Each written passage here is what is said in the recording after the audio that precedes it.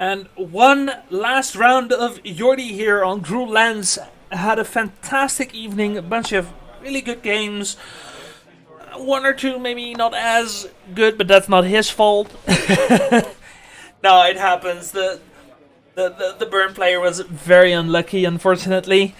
His final opponent for this evening is going to be Tim, a player we haven't seen on coverage yet, I believe.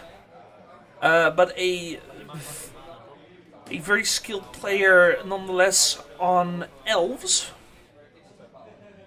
And Elves are going to be the final defense against what has been an onslaught of lands from Jordy here. Now, a pretty good start here by Tim. Very fast. Coming down. Actually, forgot to pull up a deck list here. What is that tapped creature there?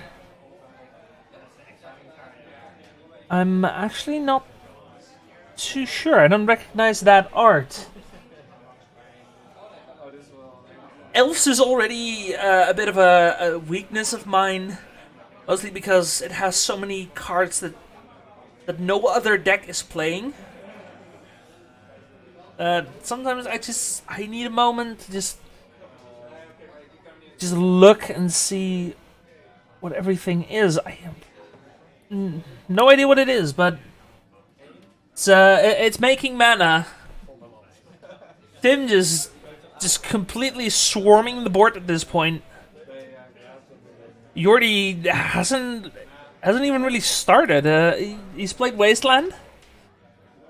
He has a Life from the Loam in the graveyard, but he's gonna have to find something, and he's gonna have to find it fast.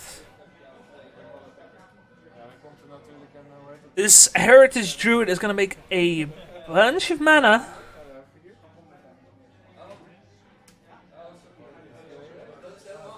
It's gonna put a Scavenging Ooze into play. And that's a hell of a board.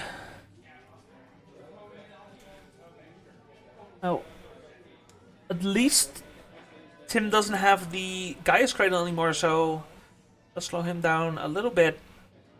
But and Scavenging Ooze is going to take care of the Life from the Loam, slow Jordy down even more, and we could be looking at pretty fast game one here.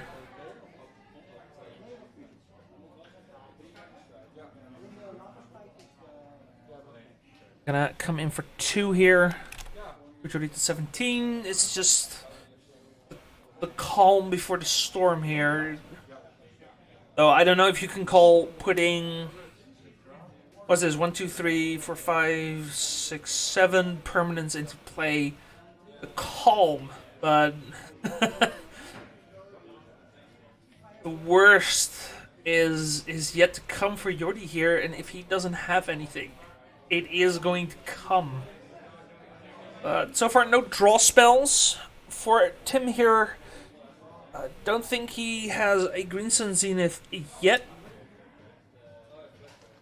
Maze of Ith and Ursa Saga potentially going to be able to stem the bleeding here a little bit. But as of right now, it is a stopgap, if anything. Now, if Jordy does decide to use the Thespian stage to start copying Ursa Saga, then we can maybe start swarming the board. Maybe Tim can stumble a few turns and Jordy is still in it. That is an ask. That is ask. Tim has a lot of good draws here.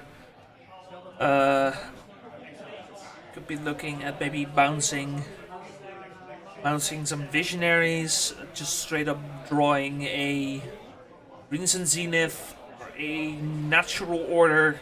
There's the Green Sun Zenith. Question is, what is he gonna find? Don't think he made the mana for a Craterhoof Behemoth. Oh, maybe looking into drawing a bunch more cards? Slow rolling it for a bit. Yeah, I don't think he could even make enough mana for the Craterhoof. The Craterhoof is a big boy. Wirewood Symbiote is going to be the find here for Tim. Wirewood Symbiote is going to help start drawing some cards in combination with the Elvish Visionary. I'm gonna pick up the Visionary, play the Visionary again. It's gonna be once a turn, but you do still have a draw engine.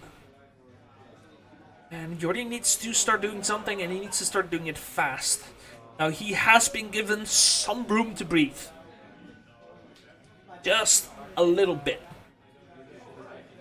But at this point, anything we can get, we'll take.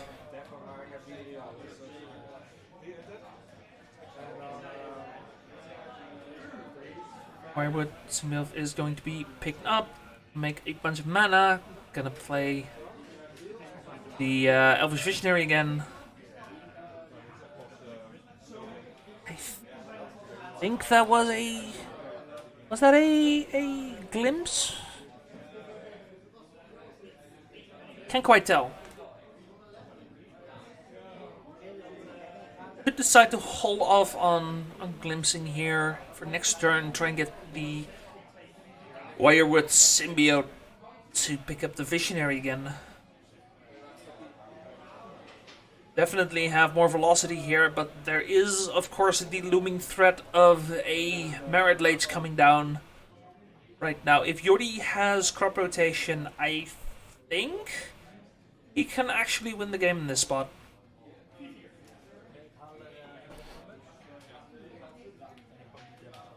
It's gonna take 7 here. Jordy going down to 10, and I think it is going to be do or die for Jordy here.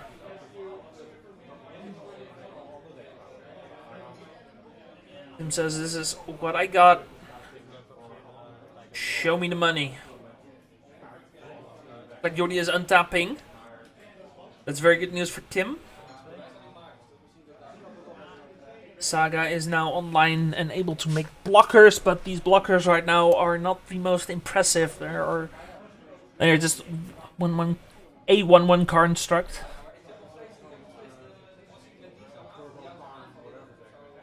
Schadenport coming down.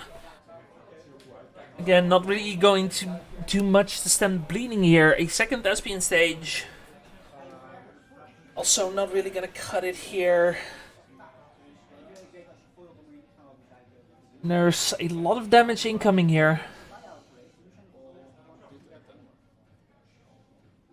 Elvish Visionary is going to get picked up during Jordy's end step. And I think this is the moment where Tim tries to go for it. Actually, no. The card I thought was Glimpse.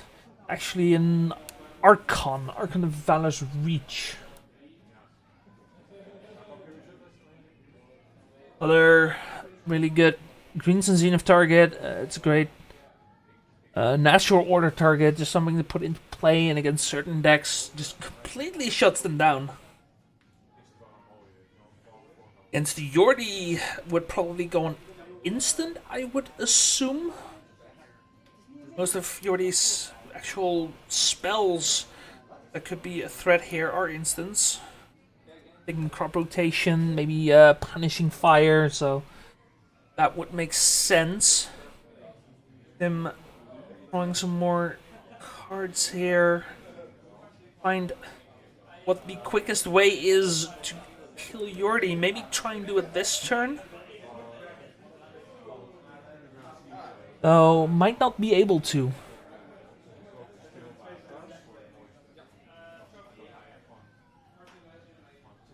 Make mana, pick up the Elvish Visionary, gonna make some more mana. Play the Visionary, untap the Nundle Sentinels. Looks like a second Wirewood Symbiote in the hand of Tim here. More mana. Spinning the wheel here. Why would Symbiote coming down just barely out of camera here?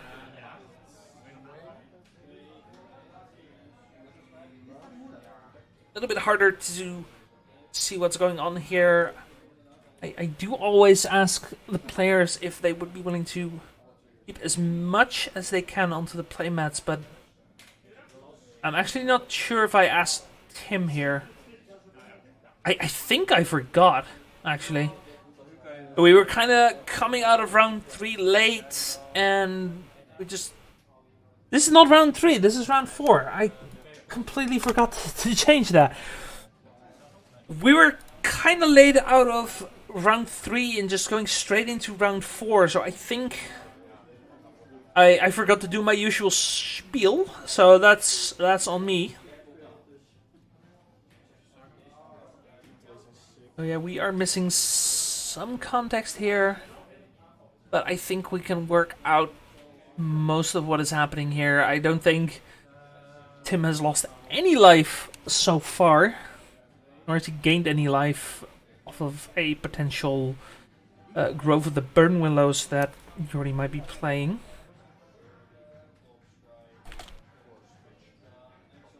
No, this one, yeah, there we go. Oh, and it's a good art too. It's the Zendikar Rising expedition. Really like the new expeditions. The old expeditions, they're fine. They all kind of blend together for me, though. I don't know what it is. The new ones, though, I like. They're very distinct. It's a unique border that's it's very recognizable, but it does still add to the card. I like it. I get that it's maybe a bit of an acquired taste. It's not everyone's cup of tea, but I really like them in general. So Jordy gonna use the Construct and Maze of Ith to keep himself alive here. Is gonna go to 4. Yavimaya coming down for Tim post-combat is going to untap the Nettles Sentinels. And I think that was a Quirion Ranger being played here for Tim. That is... Right? I think that's a Quirion Ranger? Yeah, that's a Quirion Ranger, definitely. Again, not an Elves player. I am trying. Still don't know what that mana dork is on the top, but is that Finhorn Elves?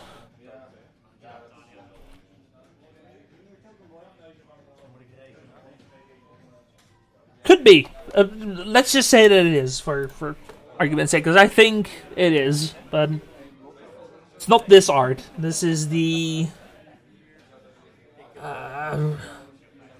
what commander set is this? It's a commander set. I don't recognize the symbol, but it's a beautiful card, that's for sure. I know a lot of people, especially legacy players, love those old bordered cards.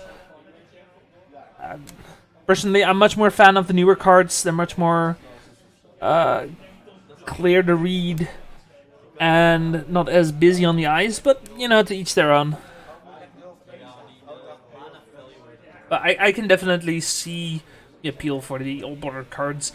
And they've been selling like hotcakes. Like, Time Spiral Remastered was one of the most successful sets in recent years, I think. It was definitely a massive success. Especially because of those old bordered reprints. You know, the moment they announced it, everyone was talking about them.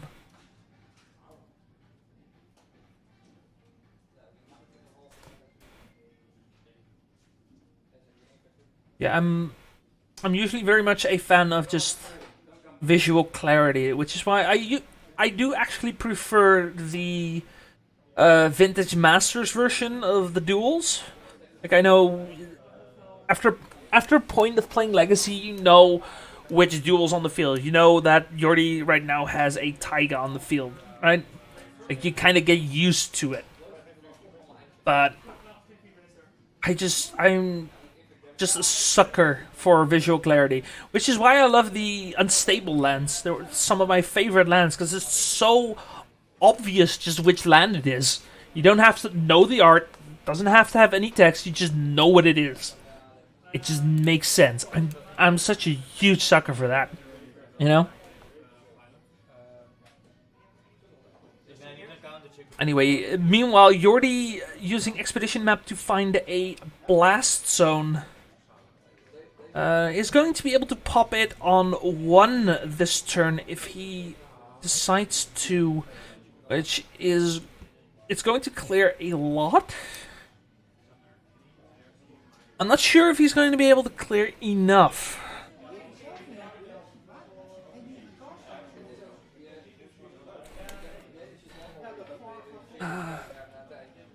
Not sure if the Elvish Visionary is still on the field or in the hand. At the very least, we have Scavenging Ooze. And Tim could just decide to eat his own creatures after a blast zone and end the game. Jordy actually tapping Maze of Ith for mana here, thanks to the Yavimaya on Tim's side. Yavimaya, despite being just a great card, absolutely fantastic card, there are some downsides, for sure. Just giving your opponent that effect as well is a very, very real effect. And with Urborg, that was... It was still an issue, but it was less of an issue. The difference between black mana and green mana is huge. It's incredible. Especially for a deck like Lance. The difference between black and green is just colored mana or colorless mana. That's a massive difference.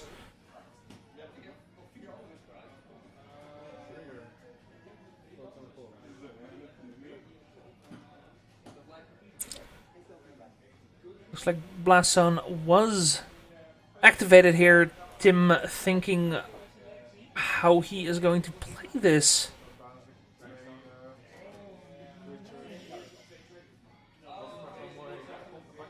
Now we could see Jordy getting rid of the Yavimaya here to try and keep the Scavenging Ooze small. It kind of depends. If the Elvish Visionary is still there, then Tim technically only needs a forest, and he would have lethal here.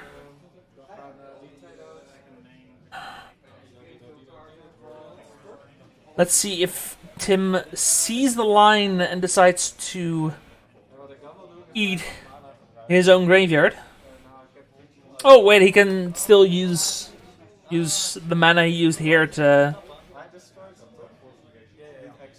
Yeah, before the Blast Zone resolves, Tim has made some mana and is now gonna try and eat his own creature. So Tim does see the line.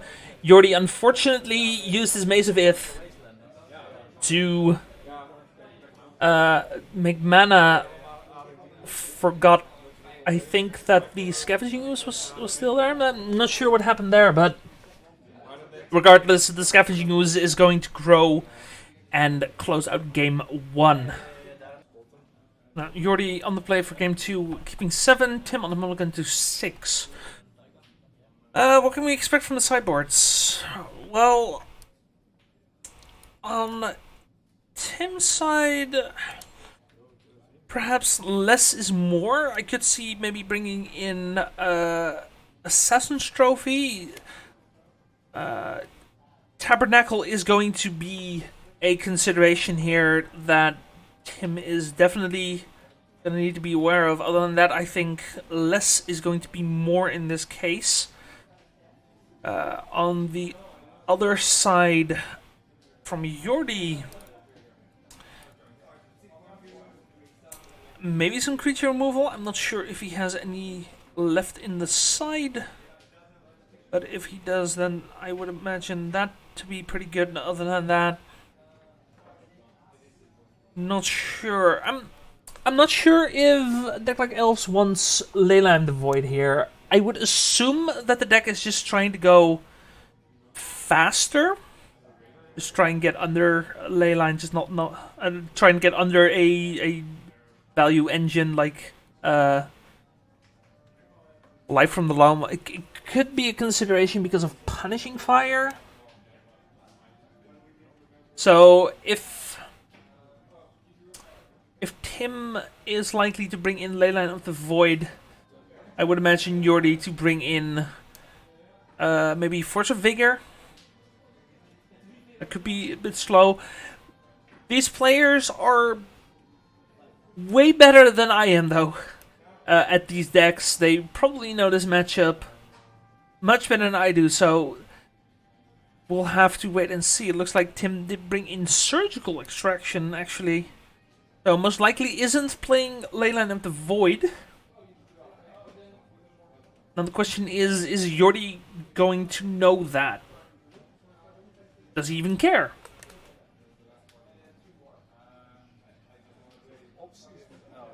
So many questions.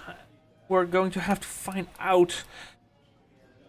Now, as I said, one consideration that is definitely worth mentioning is, of course, the Tabernacle at the Pendrell Vale, which is definitely going to be a consideration here. I would imagine Jordy trying to bring that in as soon as possible. Now, Tim can play around it if he has a Gaia's Cradle and can then keep it on the field, because Jordy can always just wasteland it. So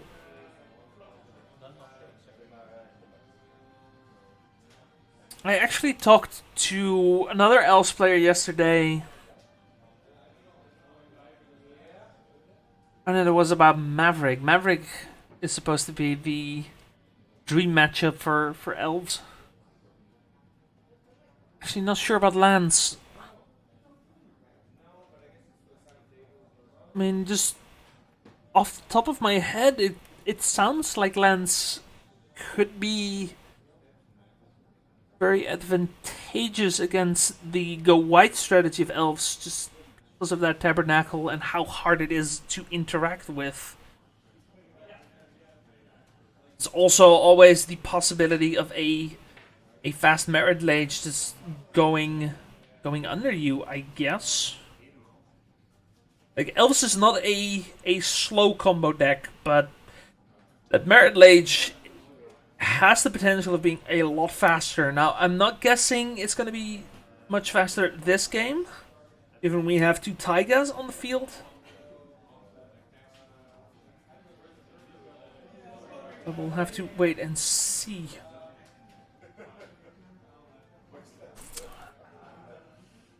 Now, a way Tim could potentially play around Tabernacle is by switching to the Natural Order game plan. Just put in either the Crater of Behemoth, or if he is playing it, Progenitus. I think most of the time the Elves decks are playing Progenitus, but not always, I think. Though it is something definitely to keep in mind if you're Jordy here. If you're not sure if the Elves player is playing Progenitus, assume that they are. Assume that you're just a natural order away from staring down Progenitus. I mean, it's probably not a lot you can do about it. You could... Yeah, now what can Jordy do against Progenitus? You can block it. You can maze it. You can go for Tim's mana, I guess. And then hope that the Tabernacle gets rid of... Wait, does that even work? Is it just indestructible? No, it's not just indestructible. So, in theory, if Tim somehow gets Progenitus into play and then runs out of mana in its entirety, then I guess that answers pretend it is. And then it goes back into the deck, and there are potential for multiple natural order, but it does significantly slow down Tim's plan.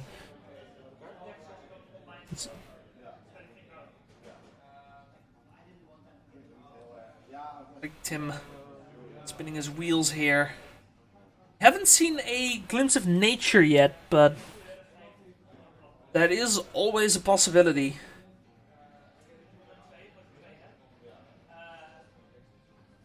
Glimpse of nature, just a fantastic card when most of your creatures are going to be mana dorks in some capacity.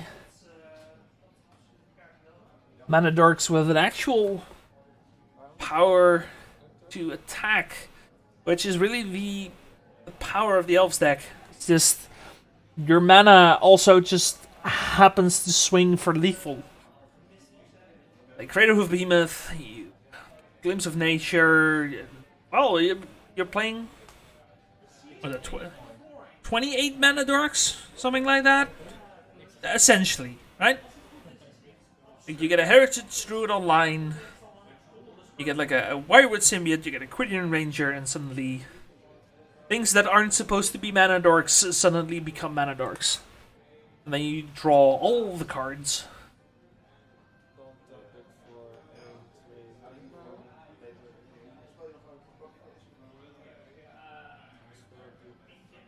God, Visionary coming down once more. I'm just trying to draw something. I think he is holding a Glimpse, but probably going to be better played next turn.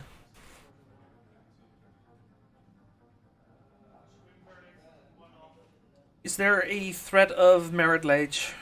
I don't think so. Not this turn, at least.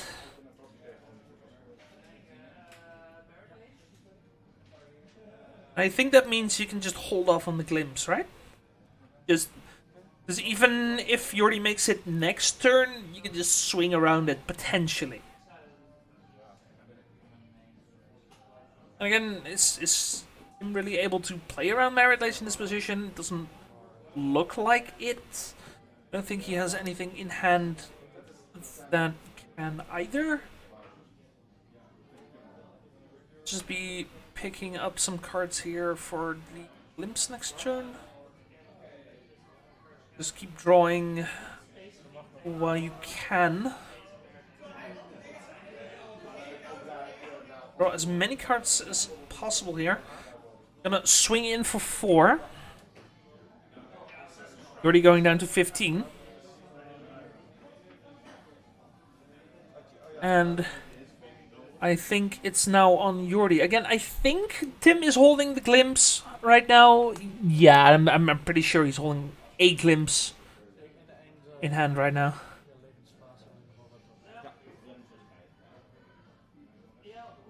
So the onus is on Jordy. Now there is a crop rotation for Jordy here.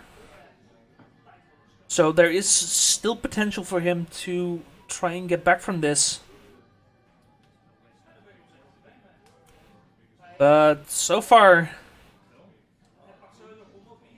looks like Elves might be the thing that does Jordy in. Another crop rotation with Ancient Tomb being found off the first one. Looks like that is going to be enough mana to make Merit Lage. Ancient Tomb, from what I understand, is a card that occasionally pops up in lands, but yeah, definitely not something you would expect. But it works. It works. Jordy taking down game 2, and we have a third game.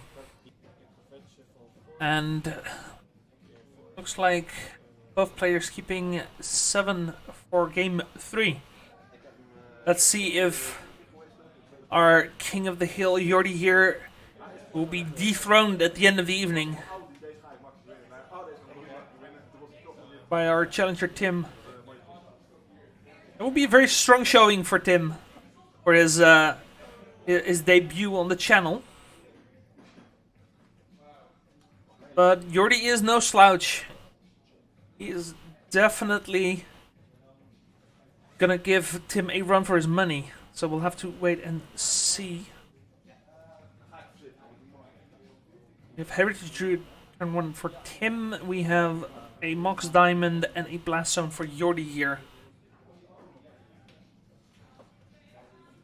As we saw, a quick Barret Lage can go a long way.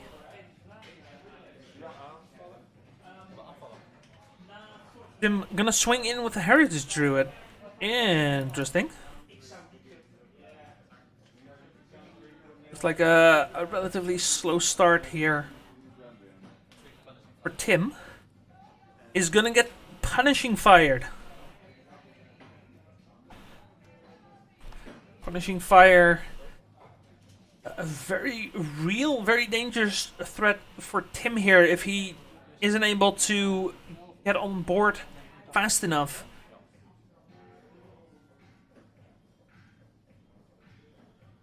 But to really get the value out of Punishing Fire, Jordy would look towards getting a Growth of the Burn Willows if he is able to in a reasonable time.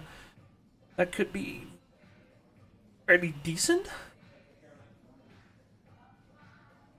Looks like he is holding 2 crop rotations, a Wasteland, and I think that's a Ghost Quarter and something else. Can't quite make out what that is. Not a Grove, that's for sure.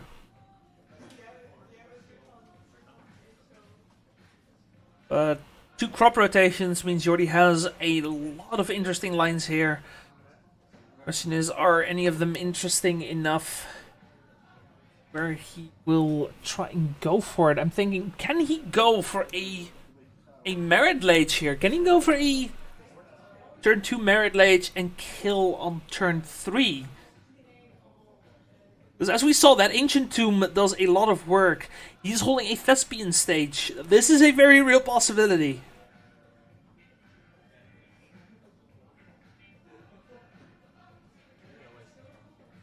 Is going to Wasteland the Dryad Arbor instead. Looks like he's not going for it just yet.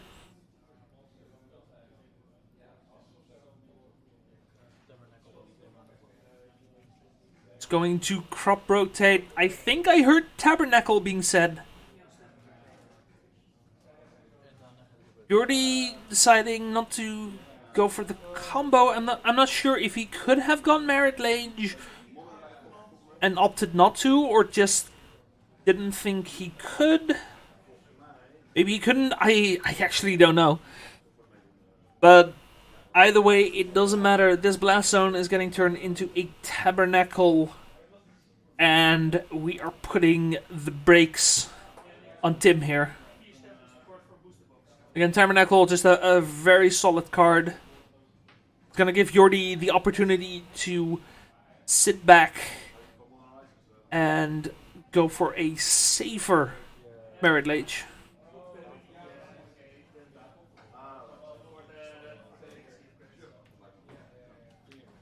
Get Quirion Ranger, and we put Jordy to 19. So the Gaia's Cradle here is going to help Tim apply some pressure, but still, Tabernacle is a hell of a floodgate card. Like, Tim's deck is not going to be able to do the things that he wants to be doing this game. When you get an ever-increasing mana tax on just existing on the board, that's potentially going to be quite rough. Now, if I'm not mistaken, I think I saw Ancient Tomb as the draw for Jordy here. Looks like he's thinking of playing it. It is Ancient Tomb. I think he might be considering the Merit Lage kill this turn. Yeah, even if he... No, he can't go for it this turn. Because now he has one crop rotation, he needs the Thespian stage. So it's still a turn away. But Ancient Tomb is definitely one piece of the puzzle here. And if next turn we get Thespian stage, then I am fairly certain that Merit Lage is just following right behind there. Tim gonna come in. Jordy down to 17. Him applying as much pressure as he can. And get as much going here as he can while he still has the Gaia's Cradle, while Jordy is not denying him any kind of board presence. A single Wasteland could completely shut Tim out of the game here. And even if there's no Wasteland, we have the possibility next turn of just going Merit Lage and just burying Tim here. Looks like Sphere of Resistance drawn for Jordy here. I think the Sphere of Resistance at this point is superfluous. You could try to draw out the game, play it safe, but I think you just wanna go for it. Make him have it. Thespian stage on the field. Threatening Merit Lage. Him paying the Tabernacle tax.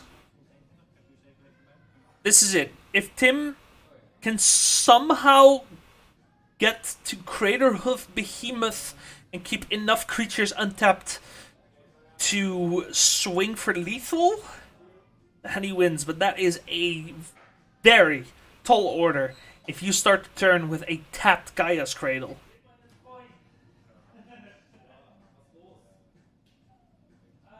Even for a deck like Elves.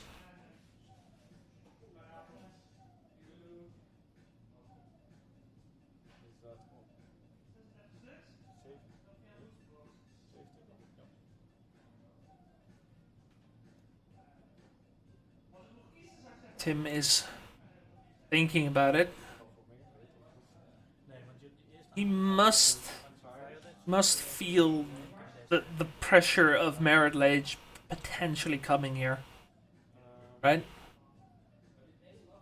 Especially after that game 1, if you see green mana, an Ancient Tomb, and a Thespian stage, you must be worried about a crop rotation just ending the game right here. Especially after a aggressive crop rotation by Jordy at the start of the game. No, that wasn't aggressive. No, that was necessary. Just getting that Tabernacle out.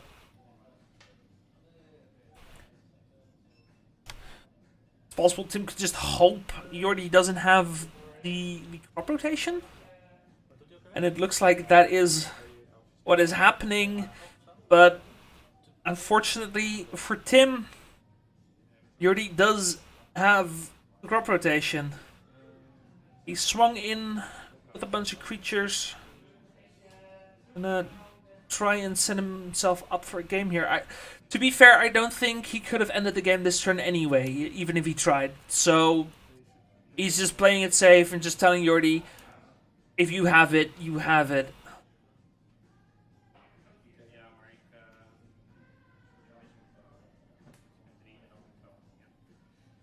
Just trying to set himself up for best possible scenario. But unfortunately, the rescue ain't coming this game.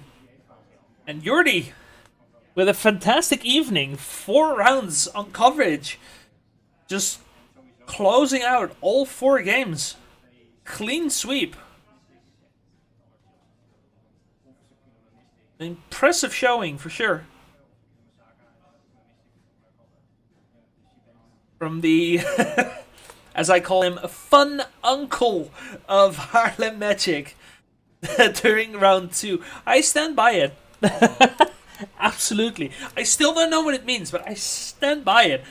Abso-freaking-lutely. Jordy is a delight. He really is. he's a. He's just a great guy. He's a great player, and just all around just a blast to have around, and to have on coverage because his games are always just incredible fun. A lot of the best matches on the channel are with Jordy. Not all of them. No, we have a lot of good players, but usually when Jordy is on camera, you can be sure that it's going to be a good game. It's going to be a spicy game. Tim showing yet 2 natural order after seeing the crop rotation. Unfortunately, the natural order just a little bit too expensive thanks to the tabernacle. It's not going to be able to put anything into play here, but still pretty good attempt by Tim. Even through tabernacle, just almost threatening natural order. I think if one of those natural orders was, I'm not sure, maybe a heritage druid would have done it.